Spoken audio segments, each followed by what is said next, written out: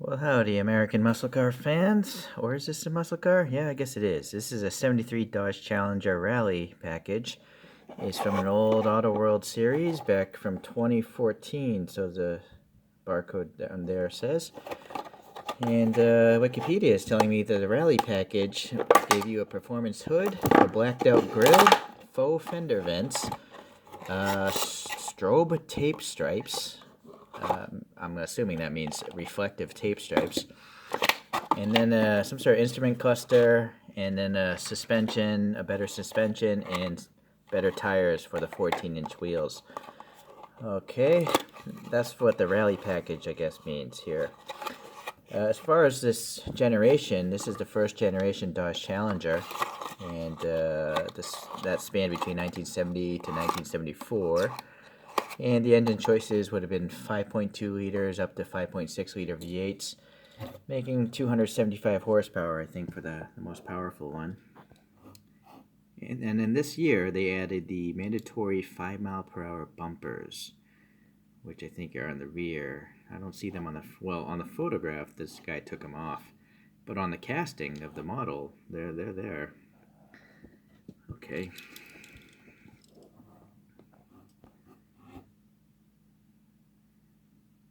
Alright, so I think, I don't know if you can see here. You can see it better on the gold one, or maybe this yellow one. I'm going to guess, the black vent there, past that, you have these reflective stripes, which I'm assuming are the strobe tape stripes.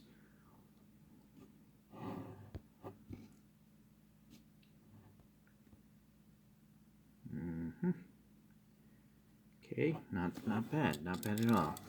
Let's do the overall body shape there. Yeah, pretty good.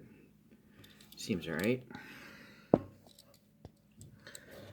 Alright, starting with the wheels as usual.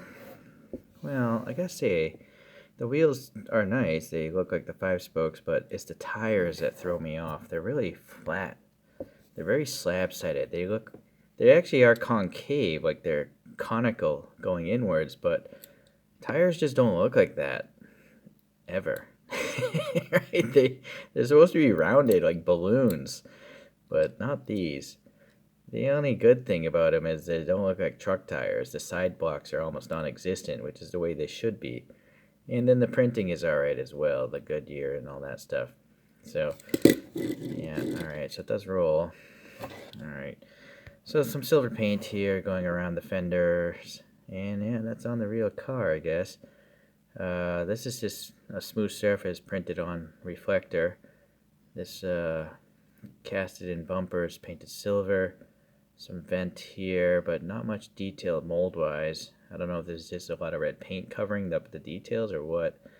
So yeah, the stripe here, from a distance, they look just like black stripes, but up close, they're very much like the real car, it seems. Like you have these black stripes, and then maybe they fan out, or they have the strobe effect, whatever that is. Alright.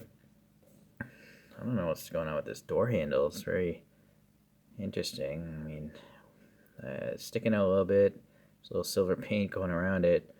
But that doesn't really look like the door handle on the real car at all. This looks like a door handle you'd pull forward, not upwards. Right, so you might want to rewind the video on that one. Okay, fuel filler door detail. And then you do actually have a printed on reflector. It's just as a red car, right? Challenger is alright.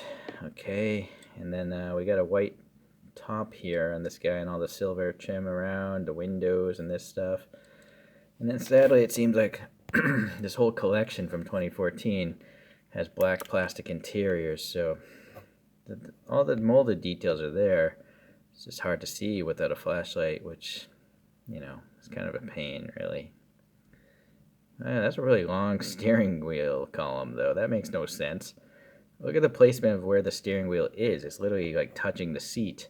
So the angle of that steering column makes no sense. It should be obviously at a higher angle than that. It's almost horizontal right now. Strange. Very strange, Auto World. Okay. Well, let's see. Going around to the front, we got the stark white headlights. It's possessed.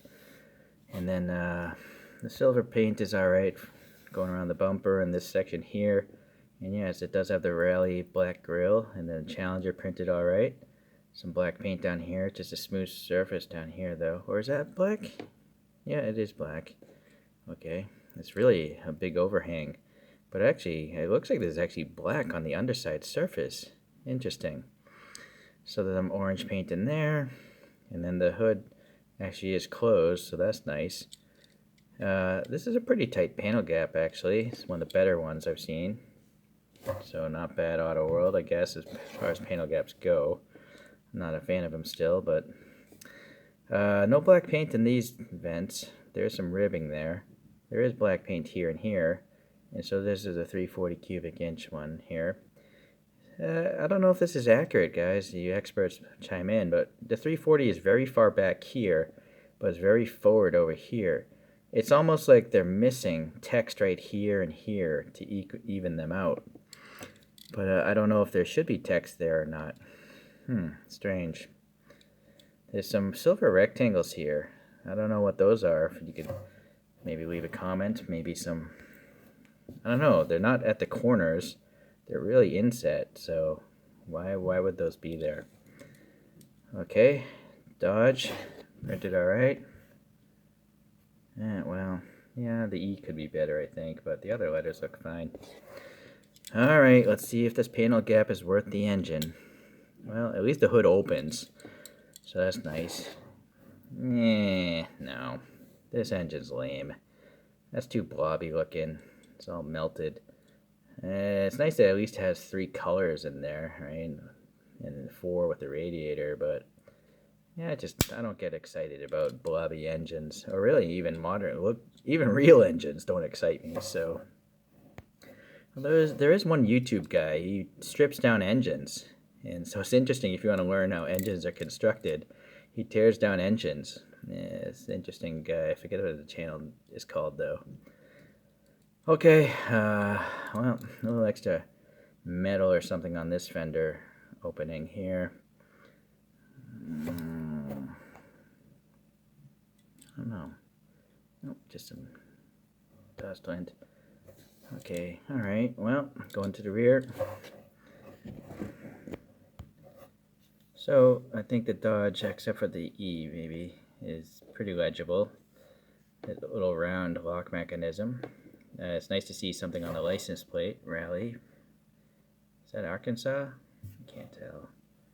Yeah, it is Arkansas. I think that's supposed to say 64. No. Alright. Why would it say that? If this is supposed to be a 73 Dodge Challenger, wouldn't it make sense to say 73? Oh well. Unless that's actually part of the license plate of Arkansas.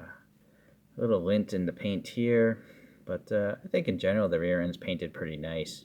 You know, these actually are recessed and they got white paint rectangles in there anyways, so that's pretty good. I'm gonna guess these are the exhausts. Yeah, no black paint or anything like that. They're pretty small though, I can understand. So now we have these ugly 5-mile-per-hour bumpers. Yeah, just painted. I guess they are accurate, Auto World, with that. But if I owned this for real, I would take those off. Okay, does this one say what it is? I don't see it. No, it just says when it was made. I do like that, you know. Yeah, but yeah. All right, some treads seem all right. Tires, tires might be a little narrow actually compared to the photographs. Yeah, I'd say they're a little narrow, but at least they're not supersized wide either, like what Johnny Lightning always does. Alright, it's press fit together, undercarriage details, yeah, whatever. Doesn't really excite me to look at the bottom of a casting since I always display it upright. Well, let's take a look at a few other two-door sporty vehicles, I guess. Here's an Auto World 1973 Mark 1 Mustang, that is. Here's a Comet from the same collection. These are all bought at the same time, but because they don't tell you what it is, I don't know what year it is. I think it's a Mercury Comet Cyclone or Mercury Cyclone Comet. Oh well, I don't know. This one I did put a sticker on. Plymouth Roadrunner 1973. Pretty interesting green. And then the green white, this one, green white does print what they are. 71 Dodge Charger with like a NASCAR type of livery. I guess these would be the closest.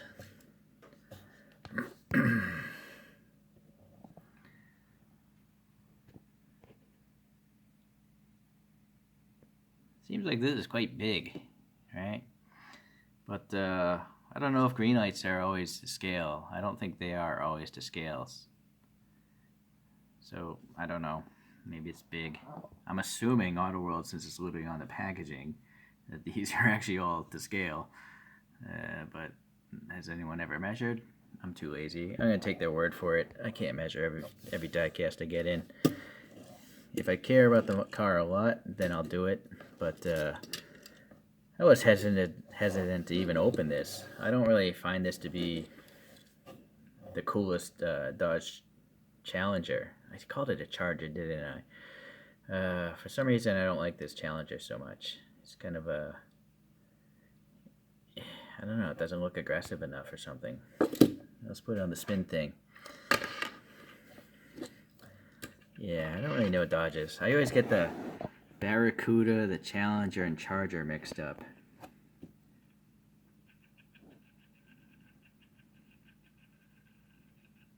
Okay. Well,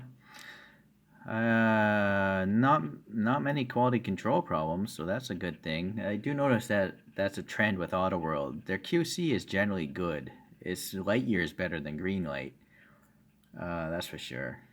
And I mean, they're really minor, like paint issues, but you don't have like giant weird blobs of metal or anything like that, or giant gouges like you would find on a Hot Wheels. But granted, Hot Wheels are a different price category and they make millions of them, so I can understand that. Alright, well, anyways, I appreciate you guys watching, and I'll see you the next time again on another Auto World in. Bye.